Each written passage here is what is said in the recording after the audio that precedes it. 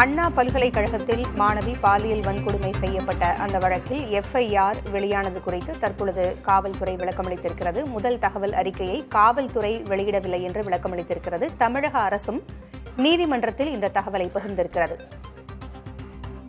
அண்ணா பல்கலைக்கழக மாணவி பாலியல் வன்கொடுமை வழக்கின் முதல் தகவல் அறிக்கையை காவல்துறை வெளியிடவில்லை என்று கூறப்பட்டிருக்கிறது. சென்னை உயர்நீதிமன்றம் தாமாக முன்வந்து விசாரணைக்கு எடுத்துக்கொண்ட வழக்கில் தமிழக அரசு இந்த விளக்கத்தை அளித்திருக்கிறது.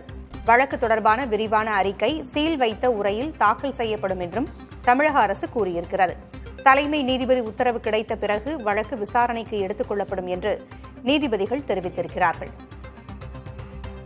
மாணவி வன்கொடுமை வழக்கில் எஃப்ஐஆரை காவல்துறை வெளியிடவில்லை என்று நீதிமன்றத்தில் தமிழக அரசு விளக்கமளித்திருக்கிறது.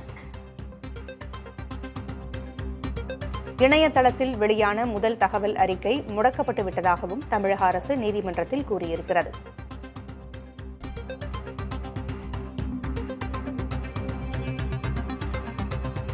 கூடுதல் விவரங்களை வழங்க செய்தியாளர் சுப்பையா இணைந்திருக்கிறார். சுப்பையா, நீதிமன்றத்தில் தமிழக அரசு இதுகுறித்து அளித்த விளக்கத்தின் விரிவென்ன?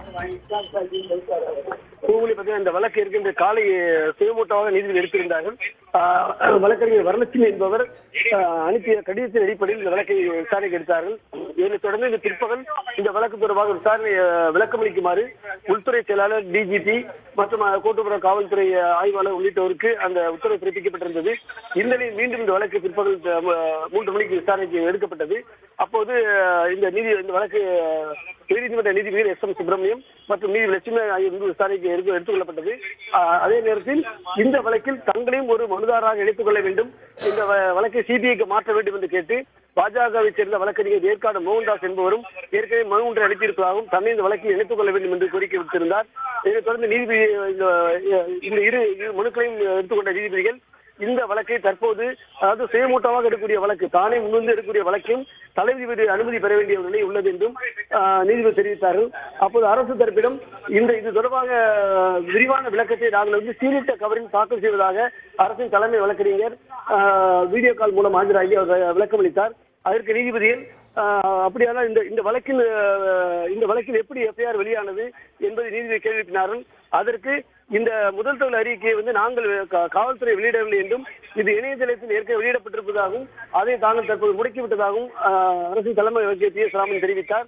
ஆனால் இதை தொடர்ந்து நீதிபதிகள் இந்த விரிவான வழக்கு விசாரணை நடத்த வேண்டும் என்றால் நீங்கள் வழக்கு மனுவை தாக்கல் செய்யுங்கள், யார் யார் தாக்கல் செய்யுங்களோ அந்த மனுவை அனைத்தையும் தற்போது உடனடியாக தாக்கல் செய்யுங்கள், இன்று மாலை 4:45 மணிக்கு அந்த வழக்கை ஒரு சிறப்பு அமர்வாக எடுத்து இதை நாங்கள் அமர்ந்து விசாரிக்கிறோம் என்று நீதிபதி தெரிவித்தார்கள். எனவே இது தொடர்பாக வழக்கு தொடர விரும்புவர்கள் இந்த மாலைக்குள் தாக்கல் செய்யுமாறு அறிவித்துள்ளார். எனவே இன்று காலையில் கடிதம் மூலமாக மனுவை தாக்கல் செய்திருந்த அந்த வழக்கறிஞர் வரலட்சுமி மற்றும் ஏற்காடு மோகன்தாஸ் ஆகியோர் தரப்பில் புதிதாக மனுக்களை தாக்கல் செய்த பிறகு இந்த வழக்கு இன்று மாலை விசாரணைக்கு எடுத்துக் கொள்ளப்படவிருக்கிறது. தகவல்களை வழங்கியமைக்கு நன்றி சுப்பையா.